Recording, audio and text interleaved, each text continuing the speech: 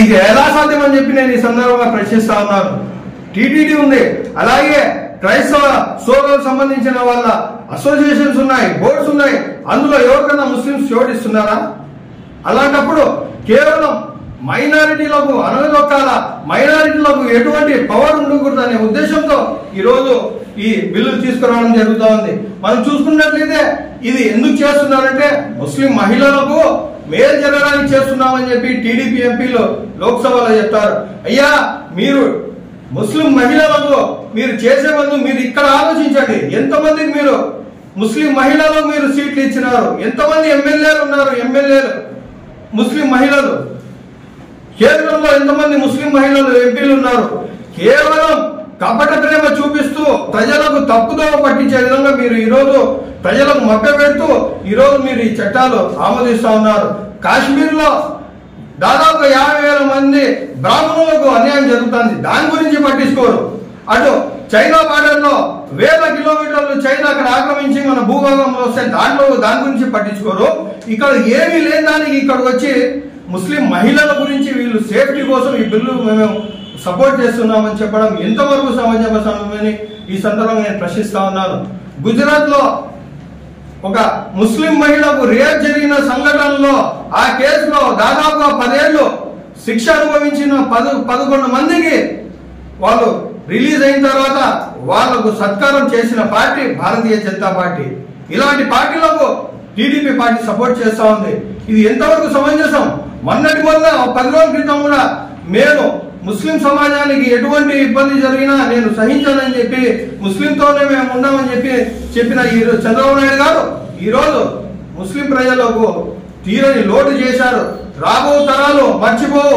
ఈ సందర్భంగా తెలియజేసేది ఏంటంటే మేము చెప్తాను, భవిష్యత్తు తరాలు మర్చిపోవు. మీరు చేసిన ఈ అన్యాయం ఎప్పటికీ మరవలేము. ఎందుకంటే ఈరోజు మద్రసాలు మాకు కాకుండా పోతాయి, మసూదులకు ప్రూఫ్లు అడుగుతారు, కలెక్టర్ జోక్యం అంట. ఇది ఎక్కడ చూడండి, ఇప్పుడు కలెక్టర్ సర్వాధికారం ఇస్తారంట.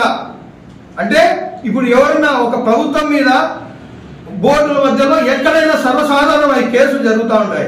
అలాంటి పక్షంలో కలెక్టర్ గారు వస్తే కలెక్టర్ ఏం చేస్తారు?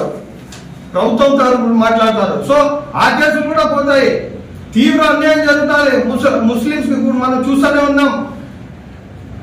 2 రోజులు అయింది కూడా, పాస్ అయ్యి 2 రోజులు కూడా గడవకముందే ఇప్పుడు ఖబరస్థాన్ లో ఎంట్రీ లేదని చెప్పి ఖబరస్థానే మూసేసినారు. ఈ స్థలం మీది కాదని చెప్పి దీనికి ఏం సమాధానం చెప్తారో చెప్పండి.